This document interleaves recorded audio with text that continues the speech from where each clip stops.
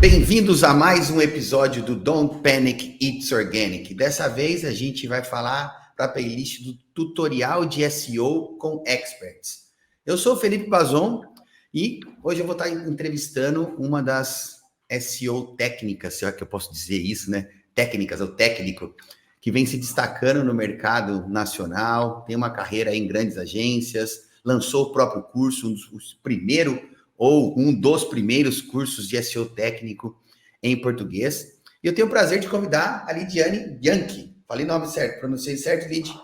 Seu sobrenome? Isso mesmo. Legal. Lid, bem-vinda ao Don't Panic. Obrigado por aceitar o convite.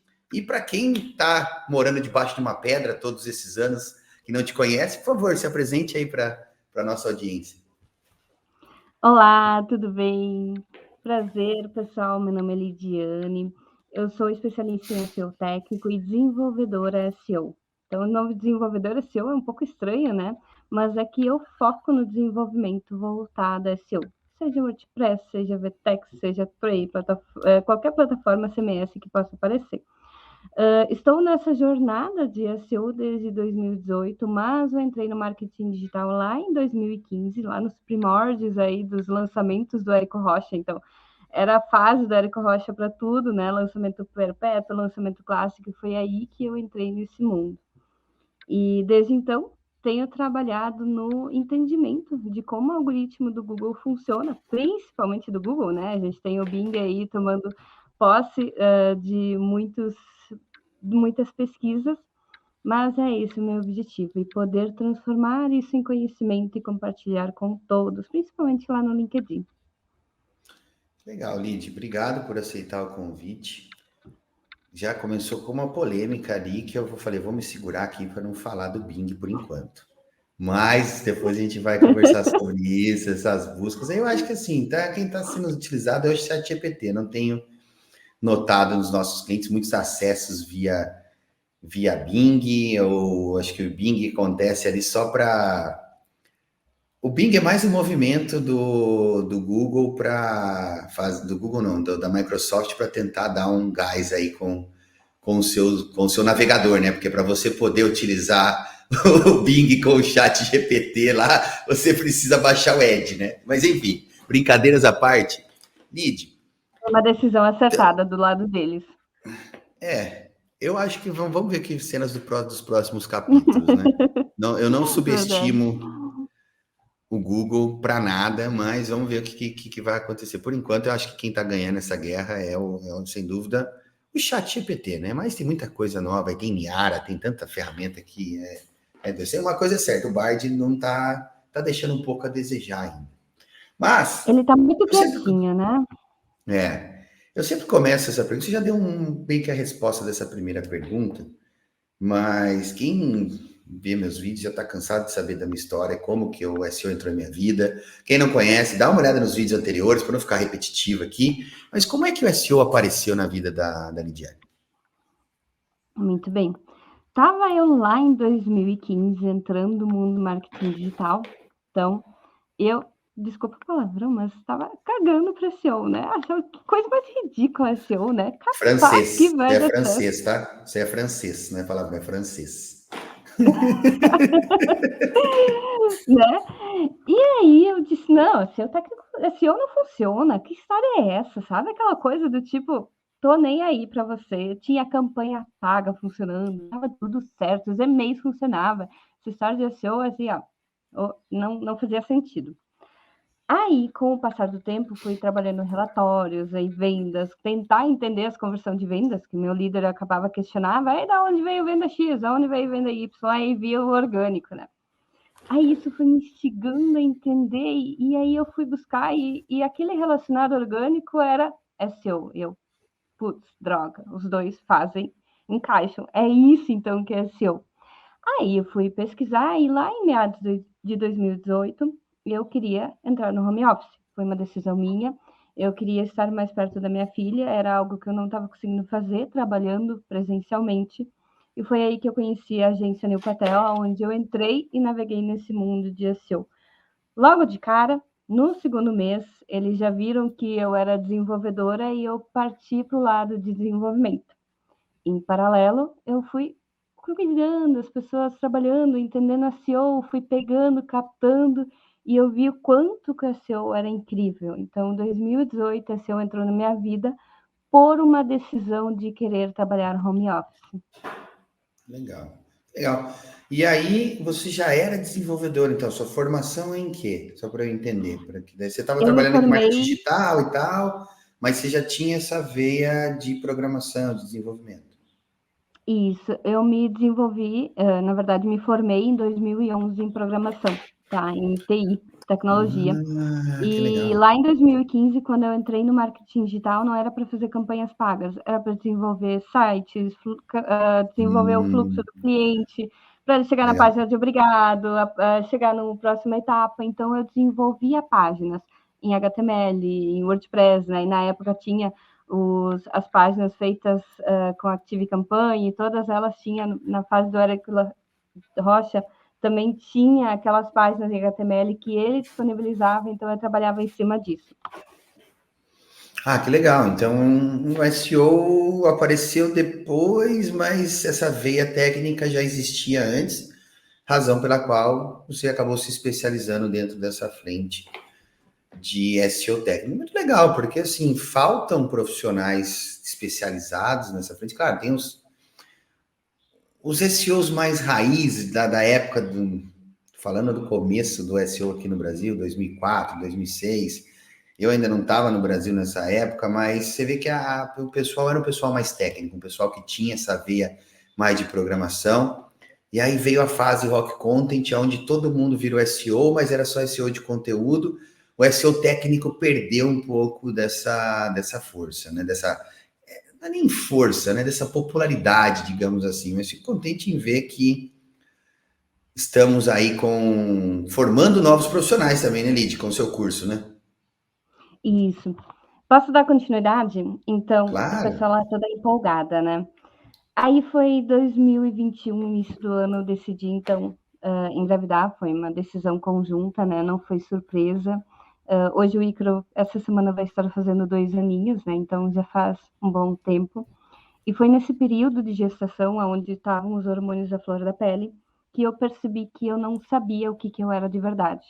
Eu não era desenvolvedora de fato, porque depois que eu entrei no mundo do SEO, eu parei de desenvolver linguagens Python, me atualizar em React. Então, de fato, eu não era um desenvolvedor. Aquela coisa de ter desenvolvimento como essência. Mas eu Uhum. também não me considerava um analista de SEO, que fazia análise de palavras-chave, estratégias de conteúdo, análise de concorrência. Isso também não fazia sentido para meu momento. Então, eu passei ali por 5, 6 meses com uma crise de identidade profissional. Foi muito ruim, vou te contar, parece tão idiota na hora que eu conto, mas foi difícil. Eu chorava porque eu não sabia o que eu era. Parecia que eu era uma pessoa oculta no mercado, porque eu não tinha nome para que eu sabia o que eu queria, o que eu entendia, e eu não conseguia expressar isso como uma profissão. Aí, logo depois que o Icaro nasceu, ele tinha um mesinho e meio ali, foi aí que eu disse, nossa, eu amo SEO técnico. Fui dar uma pesquisada mais a fundo, né, se fazia sentido tudo aquilo que eu estava pensando, e foi aí que eu vi uma pessoa lá no LinkedIn como Technical SEO Specialist, e eu, é isso que eu quero ser, é isso que faz sentido, que eu implemento no dia a dia, que eu vivo no dia a dia, que eu respiro no dia a dia, eu tá, agora eu já sei o que é, o que eu quero ser. Foi aí que no início de 2022 mergulhei na documentação do Google, querendo ou não, é um tecniquez bem chato, até eu às vezes não entendo, mas com o conhecimento de desenvolvimento, conhecimento das outras frentes de SEO que eu já estava acompanhando, junto com o desenvolvimento que eu fazia no dia a dia, quando essas 3 coisinhas começaram a fechar e ler a documentação, aí tudo ficou tão mais claro, tão tranquilo, e assim, tipo, um sorriso de canto a canto, né, da minha boca. Eu disse, tá aí que eu quero ser e é onde eu quero direcionar. No final do ano passado, eu falei para mim mesma, minha meta esse ano é me trabalhar a minha especialidade em SEO técnico. Já estava fazendo isso, mas eu queria colocar isso à tona. Foi aí que deu ali um sinal de luz do universo que me disse, Lid, grava um curso. Comecei a fazer mentorias em fevereiro, aí começou a ter muita fila, né? E eu estava trabalhando numa agência com meus freelas, estava bem complicado de conseguir manter isso, e aí eu escutei os sinais de universo, eu disse, então tá, vamos gravar. 10 noites, 5 horas toda noite, sendo que 2 horas era no lixo, porque a pessoa tem aqui, a gente se acha muito ingênua, a gente se acha muito ruim, a gente se acha muito inferior na hora que grava, achando que não faz sentido, então a maioria foi pro lixo, mas saiu o curso depois de 10 dias, todas as noites gravando, quase morrendo, aí intercalando tudo, vida, e realmente aí que eu encontrei sentido na minha vida, né? Então, é esse um pouquinho da jornada, por que eu fui para o Pilar de ser o técnico.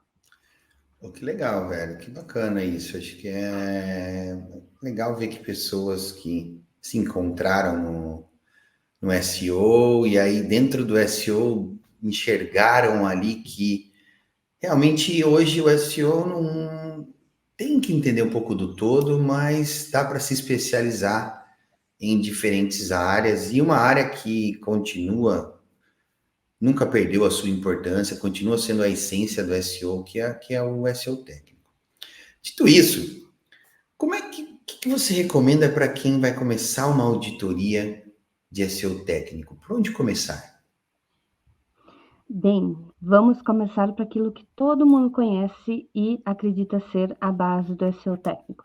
Robots.txt, sitemap, PageSpeed, renderização JavaScript, né? Ver se o JavaScript está sendo renderizado ou não. Então, se você não sabe todo o detalhamento, se você começar nessas partes, você já está dando um grande passo.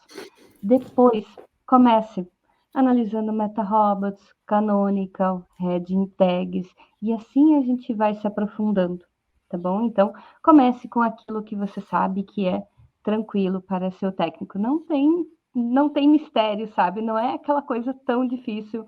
Seu técnico vai muito além disso, mas você pode começar por ali. Legal. Conceitos básicos de acesso, renderização, indexação, semântica, bacana. E as ferramentas, Lid? Será que não consigo fazer tudo isso com uma ferramenta, por exemplo? Você usa ferramentas? O que você recomenda para mesmo o cara técnico mesmo? O que você tem de ferramentas na sua caixinha aí de ferramentas? Eu uso muita ferramenta e eu dou ferramenta para tudo, elas são minhas melhores amigas. Essa história de olhar código, tá? É só para quem gosta. A gente tem que usar ferramenta sim. Screaming Frog nos ajuda demais, tá? Outra coisa, extensões de navegador. Eu uso atualmente o Opera, tô brincando com o Opera, mas funcionam Uhum. todos igual o Chrome Dev, tá? Então, utilize aí ferramentas que te tragam a informação pronta. Use ferramentas que analisam se tem JavaScript. Use ferramentas que analisam se o site está passando por um redirecionamento no primeiro acesso. Utilize ferramentas que analisem linkagens internas quebradas. Tem tanta ferramenta pronta que você dá um clique e que já aparece o resultado sem precisar sair, acessar um link. Apesar de que links eu também tenho vários que eu gosto de utilizar muitos. Um deles é o Fat Render, que faz a simulação da renderização, né, do conteúdo. Então, é algo que eu apoio, uso. Essa semana passada, na verdade, quinta, a gente fez uma live com Niara de como usar o SEO técnico com a Niara e foi incrível. A gente botou tanta ideia de usar a Niara para fazer o SEO técnico do dia a dia, você não tem noção.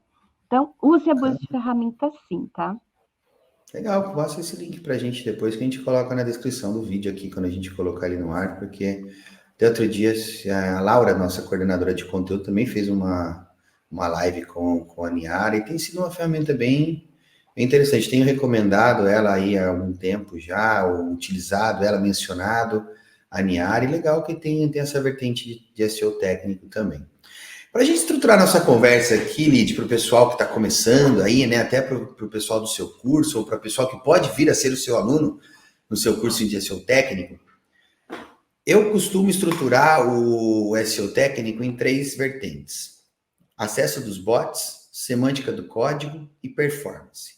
Do ponto de vista do rastreamento, que é o acesso do bot, o que você considera que a gente não pode, que é essencial, que não pode deixar de analisar? onde pode uma ou mais coisas, fica à vontade. Do ponto de vista do rastreamento e indexação, o que você considera que a gente não pode deixar de analisar e, claro, otimizar, né? Porque só analisar não adianta nada, né? Muito bem. Tem tantas variáveis nessa pergunta, vamos ver. A gente pode usar as variáveis de heading tag. Primeiro analisando o meta-robots. Como é que ele está? Está como index, follow, no index, no follow. A gente às vezes se surpreende. Canonical, também se surpreendemos. Parece que uma coisa tão simples, tão óbvia, mas tem cada projeto que loucura pode vir com essa informação errada. Outra informação é passar pelo JavaScript. O conteúdo precisa ser renderizado e JavaScript está sendo utilizado cada vez mais. E não tem problema, JavaScript é renderizado. O Google dá isso dentro da documentação. Só que ele precisa estar acessível para os boots. Então, conferir isso e garantir que esteja dentro do limite de 5 segundos. Passando 5 segundos, o Google não está aí. Rastreou metade, ele vai embora. Aí você vai indexar aquela metade que ele leu ali no processo de rastreamento. Então, essas são as partes essenciais quando eu faço uma análise de indexação e rastreamento, assim, por cima, né? Bato o olho nessas informações, aí eu já sei mais ou menos se existe algum bloqueio. Legal, tu foi até um ponto além, né? Porque eu falei de rastreamento e indexação, e claro que o próximo ponto é a renderização, que é o que você mencionou do JavaScript, né? Garantir que ou ele está sendo entregue, ou está sendo renderizado no servidor, ou tem um dynamic rendering, ou o que for, mas esse ponto, essa dica é muito importante aí, galera, que a Lid falou. O time de renderização do JavaScript, se você deixar acontecer no usuário, ele não pode exceder 5 segundos, é isso, né? Isso porque mesmo. senão o Google ele vai fazer o que ele chama daquele wave indexing, né? Vai processar um pouco, na próxima ele volta, e aí que você acaba tendo aquele montão de problema, principalmente se você é daqueles que gosta de escrever aqueles conteúdos gigantescos e depender do JavaScript para renderizar tudo aquilo. Não, e daí tá querendo indexar, quer ir na velocidade, um conteúdo indexa rápido, outro não indexa rápido, mas por quê, né? Porque o problema está no site, está na plataforma, mas nunca está dentro do código, né? Então, a gente encontra N problemas, dá culpa para o Google, para o algoritmo do Google, mas não tem problema nenhum com o JavaScript. Legal. Então, a gente garantiu que o bot consegue rastrear, renderizar e, claro, indexar nosso conteúdo.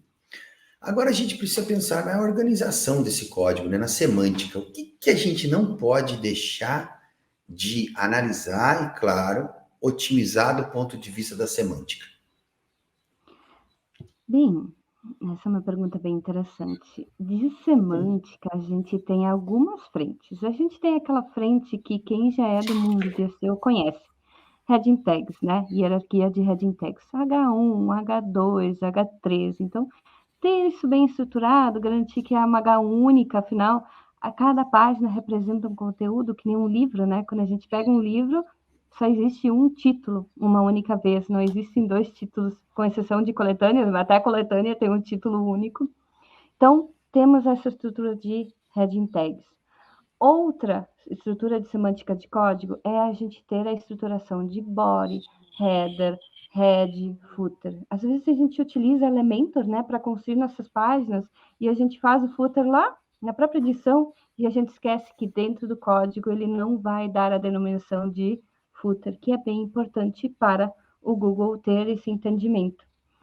Por fim, eu gosto muito de utilizar um analisador de código, onde eu colo a página, o URL da página, e ele me traz a informação em código. E ali, quando tem um fechamento, ali sempre tem, toda semântica de código tem uma abertura e um fechamento, né? Um pouquinho de código a gente tem que saber, né? Então, abertura e fechamento, abre div e fecha div, abre H1, fecha H1. Quando a gente analisa e percebe que tem um fechamento em vermelhinho, isso quer dizer que um conjunto de códigos não fechou. E nesse momento, a semântica quebra, o código quebra, prejudica na performance e na leitura do Google.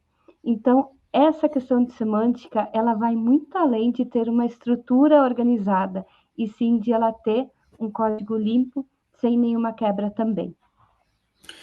Pegando esse gancho, como eu te disse, algumas perguntas serão surpresas daquele roteirinho que eu compartilhei contigo. O que tu acha de qual a importância ou relação que você estabelece entre as melhores práticas do W3C com um código bem otimizado e, com isso, uma boa performance no Google? Você olha para isso?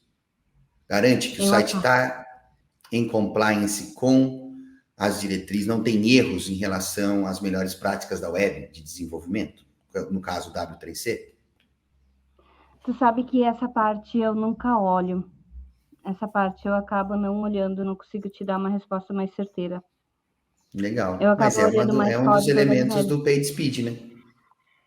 Que você, quando Eu você acabo faz a não análise olhando do esse detalhe. PageSpeed, tem lá melhores práticas, tem a ver Uhum, com o W3C. Eu tenho um conceito bem simplista de SEO técnico, que é facilitar a vida do bot. Quanto menos uhum. erros e menos lombadas, percalços a gente colocar na frente do bot, melhor. Então, quanto mais organizado, menos erros a gente tiver no nosso código, melhor. Então, eu costumo colocar isso como uma frente de trabalho, prioridade baixa, porque o impacto ele é incerto, mas do nosso conceito de trabalho na Red Hog, quanto mais a gente tiver um código organizadinho, com a semântica estruturada, melhor. Com certeza. Eu até vou Dito pesquisar isso, isso, e daí eu uhum, vou dar um retorno, inclusive no LinkedIn eu vou dar um retorno, tá bom? legal, ótimo. Marca lá, a gente abre uma discussão lá com positiva. Discussão, todo mundo fala, vai brigar já, Tá não. bom.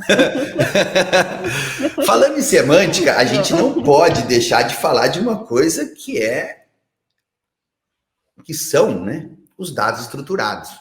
Como é que a Lid trabalha os dados estruturados? O que ela tem feito de diferente? Conta pra gente aí como é que tá, porque isso é seu técnico, acho que um dos mais, não diria avançados, mas um dos mais importantes nos dias de hoje, né, ao meu ver. Como é que você encara isso? Sim, dados estruturados. Até pouco tempo a gente fazia isso rotineiramente, né? Ah, coloca o site no ar, já coloca o dado estruturado, né? A gente nem se preocupava, de fato, se ajudava ou não.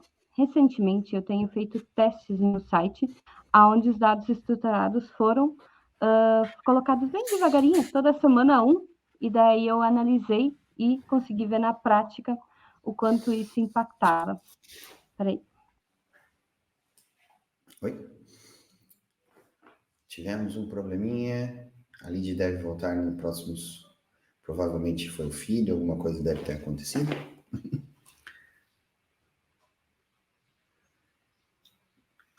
Voltou. Nada, o computador sem bateria. Ah, achei que foi o Preciso filhão que carregar o deu computador. puxou o cabo aí. Acontece. Então vamos lá. Dados estruturados eu tenho feito testes. E o quanto que o dado estruturado tem impactado positivamente, você não tem noção. Então, dados estruturados é algo essencial. Tenho colocado em todos os projetos. E o que eu faço? Eu analiso qual dado estruturado existe hoje no mercado e qual é o objetivo do projeto. Então, é serviços médicos, é referente pessoa, é referente a algo contabilidade. Eu analiso qual dado estruturado qual faz sentido e eu implemento. Tem dado super certo, você não tem noção do quanto que a gente tem impactado positivamente com os dados estruturados. Então, não economizem aí com o código de dados estruturados, porque eu digo assim, basicamente é como se você... Google é nosso poderoso chefinho, ou chefão, né? É nossa referência, Hum, né? Nosso site é o funcionário, nós somos os funcionários dele.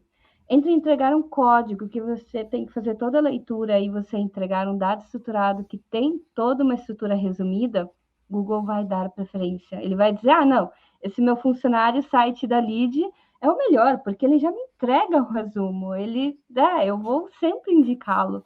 E assim a gente acaba ganhando posicionamento, porque a gente está ajudando o boot com essas informações de forma mais acelerada. bacana, legal. Eu vejo como essencial até para duas coisas que vêm para o futuro aí, que já são um futuro presente, né? Que é a questão de entidades, né? Da gente ser reconhecido como uma entidade dentro do Knowledge Graph, e os dados estruturados ajudam a fazer essa conexão, ajuda o Google a fazer interpretação. E, ao meu ver, vai ser isso indiretamente não, que vai ser diretamente ligado com os resultados de SGE, né, de Search Generative Experience, que sites que não são entidades reconhecidas dentro do Knowledge Graph, eu acho que eles vão ter poucas probabilidades de serem utilizados nesse tipo de resultado que agora já está começando a se espalhar. Eu acredito que deva ser lançado oficialmente no próximo ano, ainda nos primeiros meses de 2024.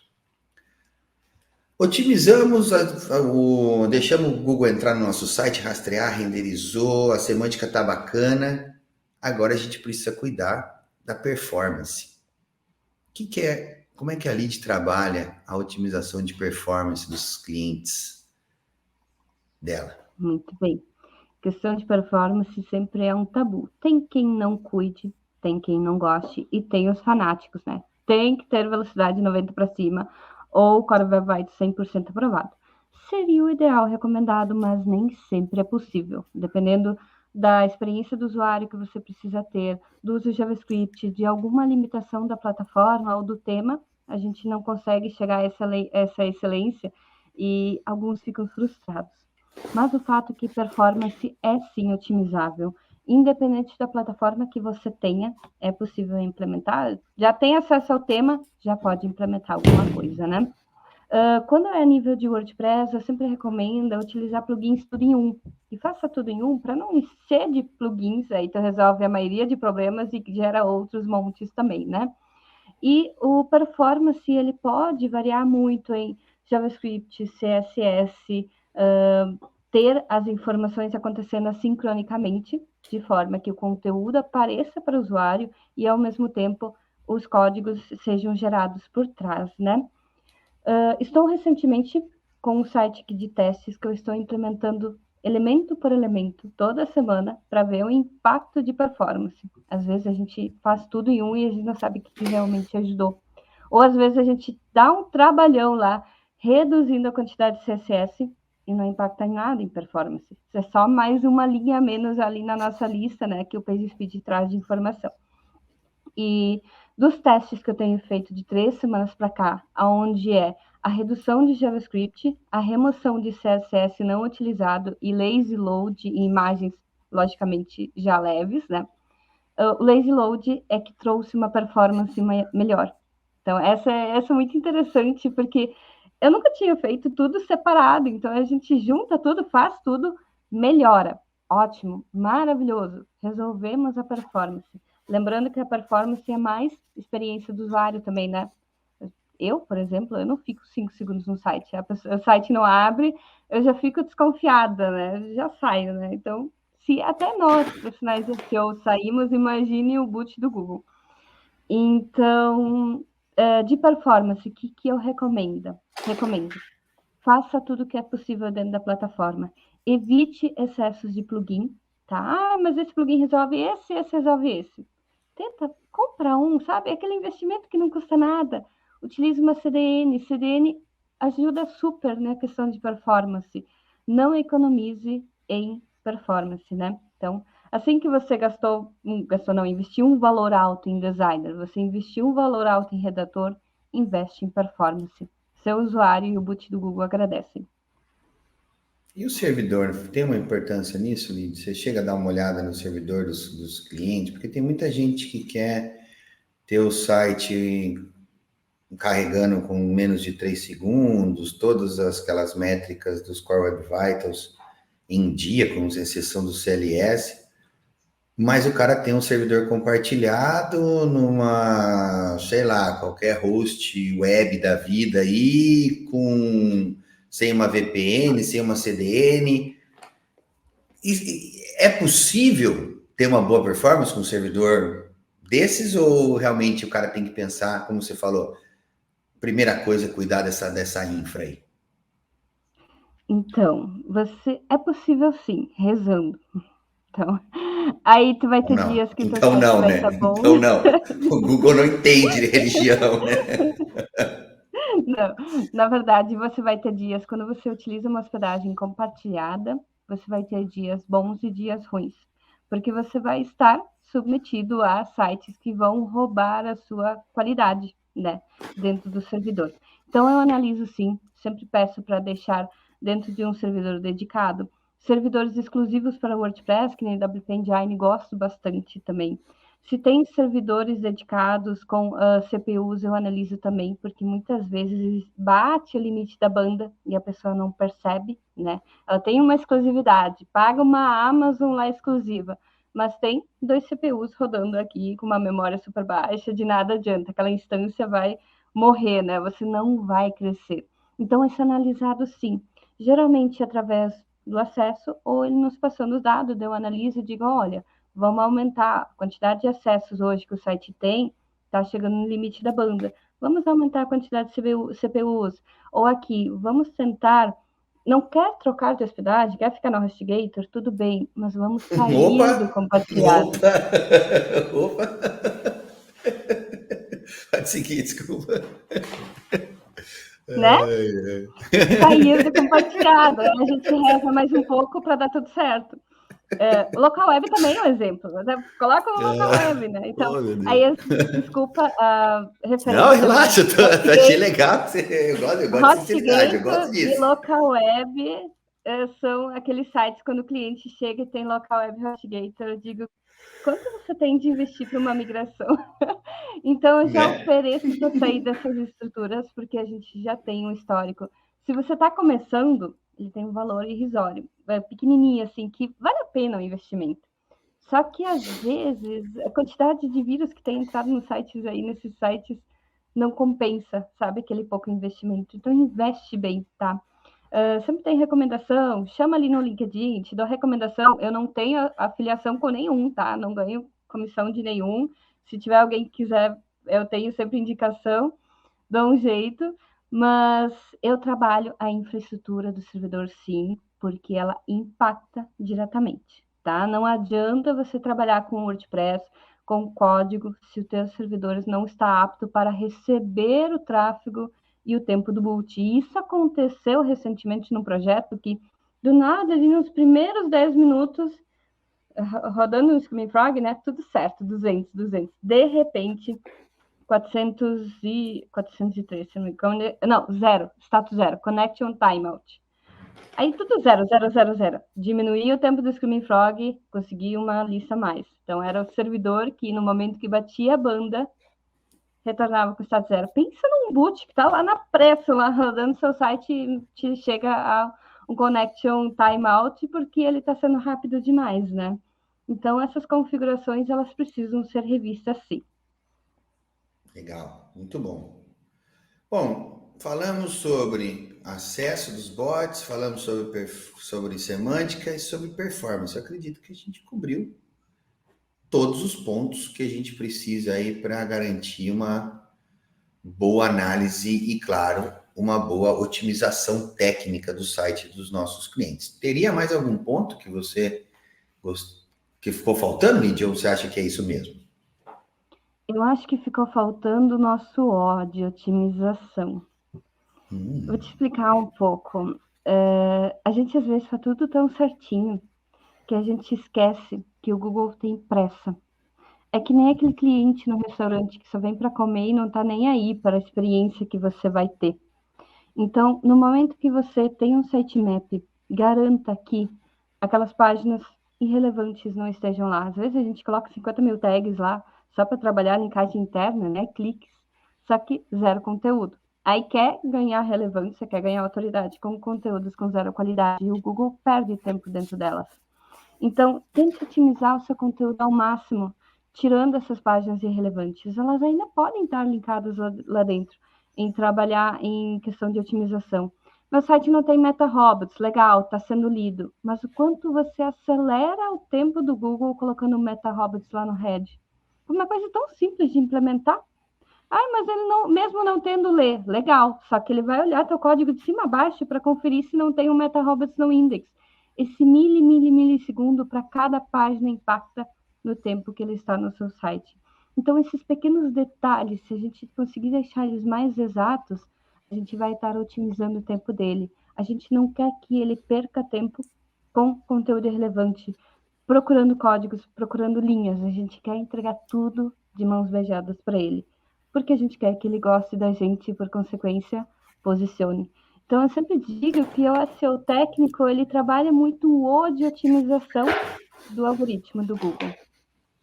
Legal, legal. Acho que simplificar, né, a vida do bot, entregar páginas que são realmente importantes para a sua navegação. Eu discordo um pouquinho das páginas de tags, porque elas têm a sua influência hierárquica no site, mas o SEO é isso, cada um tem a sua linha de trabalho, e eu vejo isso, essa é a beleza do SEO, essa democracia, né? Porque só tem uma pessoa que sabe tudo como que é o negócio, que é o próprio Google, né?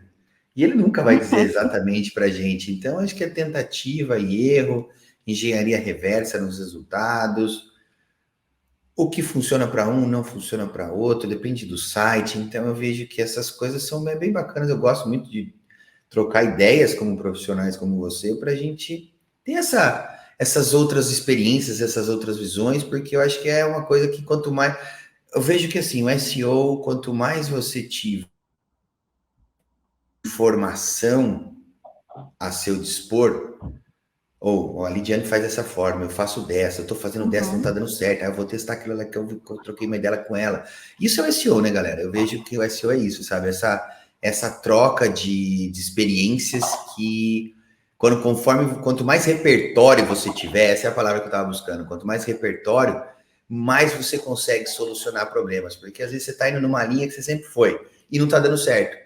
Aí você vai falar, puxa, mas eu teve já li um sobre, eu troquei uma ideia com a Lid uma vez, que ela está fazendo isso. Deixa eu ver se nesse caso aqui vai dar certo. Então é isso, galera. O SEO tem muito disso, né? Ter esse repertório para você poder ir testando. Algumas coisas são óbvias. Não adianta você falar que você vai bloquear o site no Robots e o site vai ser rastreado, que isso não vai acontecer. Mas já em outras frentes, em outras maneiras de trabalhar, até bloqueio ou não bloqueio as tags, bloqueio ou não bloqueio categorias, o que eu sirvo para o bot, o que eu não sirvo.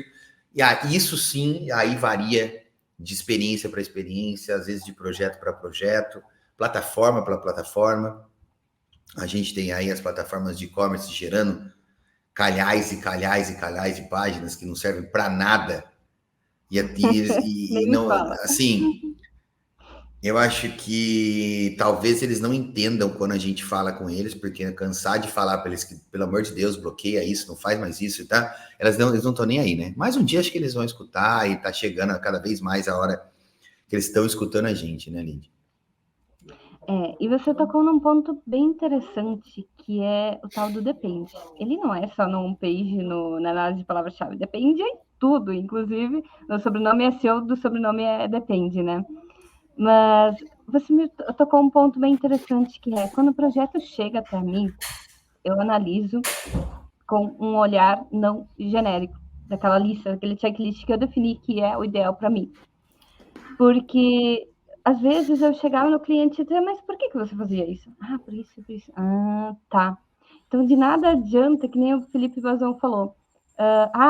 Eu não gosto de bloquear tags. Eu recomendo bloquear tags.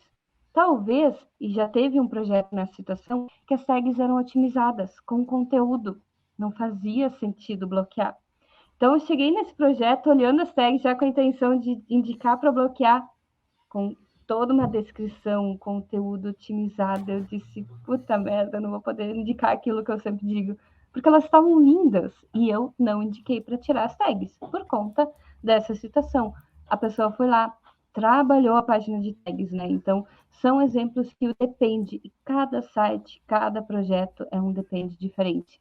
Não dá para dizer, só porque é WordPress, isso aqui se encaixa. Não, não se encaixa. Só porque é uma contabilidade, isso aqui se encaixa. Não, não se encaixa. É preciso ver muito além e entender o projeto, o negócio em si. Legal, isso é bacana, Nil, essa visão aí de... Tá sempre tendo o repertório, né? Acho que o repertório é o skill, é a habilidade chave para todo SEO. Lid, para a gente fechar, dicas finais para a gente fechar aí a nossa frente de SEO técnico. O que você deixa como recomendações finais aí, complementares de tudo que a gente falou, complementando o que tu falou de otimizar, disso, daquilo. O que você deixa como dica final aí para quem está se aventurando nesse universo de SEO técnico ou está precisando fazer um trabalho de SEO técnico no site? Perfeito. Temos algumas situações que uma pergunta você não fez, tá? Que eu sei que estava na lista, que é lidar com o desenvolvedor. Então, para quem é profissional da área de SEO, muitas vezes tem o desafio de lidar com o desenvolvedor. Então, confie em você, confie na sua jornada, porque o desenvolvedor, às vezes, pode dar um pouco de dor de cabeça e querer te dizer o que é o SEO, ou querer dizer para você o que pode ser feito, o que não pode ser feito. Tome isso como verdade. O SEO técnico ele é muito longo, ele é extenso, ele não se limita somente a código, ele não se limita a apenas informações de robots, de sitemap. Ele está presente no seu dia a dia, na hora que você vai colocar uma heading tag no ar, na hora que você vai otimizar uma title, na hora que você vai analisar uma concorrência, ele vai estar do seu lado. E aqui segue uma dica. Olhe como é que está o JavaScript e o tempo de renderização do seu concorrente, né? Às vezes a gente bate a cabeça, o site abre 1,5 segundos, mas ele não performa. Enquanto que o seu concorrente tem um HTML estático lá com conteúdo pronto, que o Google bate o olho. Quase difícil, né, de concorrer diretamente com eles. Por fim, o SEO técnico é extenso. Que nem agora o Felipe me fez uma pergunta que eu não sei. Eu já vou sair pesquisando. E não quer dizer que você precisa ser excelente em tudo. Tudo que chegar tem na documentação do Google. Ou, se você quer dizer algo mais leve, aí eu vou fazer uma propaganda. O meu curso, ele fala sem tecniquez, tá? Ele explica todos os elementos de SEO técnico sem muito tecniquez, que é o objetivo dele. Legal, compartilha os detalhes do curso, Lid. Como eu falei, a gente vai colocar aqui na descrição do canal, tá? Do vídeo do vídeo da Lid, quando ele for ao ar. Já vai estar no ar quando a gente estiver conversando sobre isso. Então, pessoal, tá aqui na descrição do canal, a Lid vai mandar pra gente. Já procurem aqui na descrição, que eu já coloquei. Porque, vocês sabem, esses vídeos são gravados e a gente agora faz uma pequena edição e coloca ele no ar nas próximas semanas. Então, quem estiver vendo isso já vai ter sabido que o vídeo foi publicado, então é só procurar aqui na descrição. Mas antes de você ter acesso a esse vídeo, ou melhor dizendo, ao link do curso da Lid, você vai ter que curtir o vídeo, comentar e, quem sabe, também se inscrever no canal para ficar ligado nas novidades que vem por aí. É ou não é, Lid? Senão não vou colocar, senão não vai mandar o link para nós. Perfeito, tem que ter checklist aí. Muito bom. Lid, muito obrigado por aceitar o convite de bater um papo sobre SEO técnico. Acho que falta mais discussões sobre essas. Vou tentar fomentar mais essas nossas conversas por aqui. Eu tenho algumas coisas que vêm por aí agora nos próximos meses, mas acho que para 2024, talvez coisa, e estaremos em contato novamente aí para a gente continuar trocando essa ideia sobre SEO técnico. Boa sorte na sua jornada aí como empreendedora. Empreender no Brasil não é fácil, tá? E, cara, muito obrigado. Algumas palavras finais aí para nossa audiência? Obrigada pela oportunidade. Gente, não desistam do SEO. Às vezes parece ser difícil. Agora, com o SGE, a gente tem novos desafios, né? Que é entender como é que ele vai posicionar. Pode ser que a gente tenha surpresas no meio do caminho, mas não desista. Eu acho que a gente tem uma carreira brilhante de SEO, muito conteúdo, muitos profissionais de SEO, e todos estendendo a mão. O que eu encontrei de pessoas que estendem a mão para ajudar nesse desafio aí de crescer, seja como um profissional solo, seja como um profissional para entender e crescer de conhecimento, é gigante. Então, usem e abusem de todos esses profissionais, inclusive de mim, meu LinkedIn, do Felipe, que é muito acessível lá no LinkedIn. Chamem mensagem, mandem mensagem aqui embaixo, que com certeza estaremos retornando. Com certeza. Lid, muito obrigado pelas palavras. E, pessoal, foi isso. Mais um episódio aqui no Tutoriais de SEO com Experts. Dessa vez com a Lidiane Yankee, falando de como utilizar o SEO técnico em seus projetos de SEO. E é isso. Até a próxima. Não se esquece de curtir o canal, se inscrever no canal, curtir o vídeo, comentar, para que a gente possa levar esse conteúdo a mais pessoas e, com isso, também ajudar aí na divulgação desse conteúdo incrível que foi hoje aqui. Lid, obrigado pessoal, e até a próxima aqui no Don't Panic, It's Organic.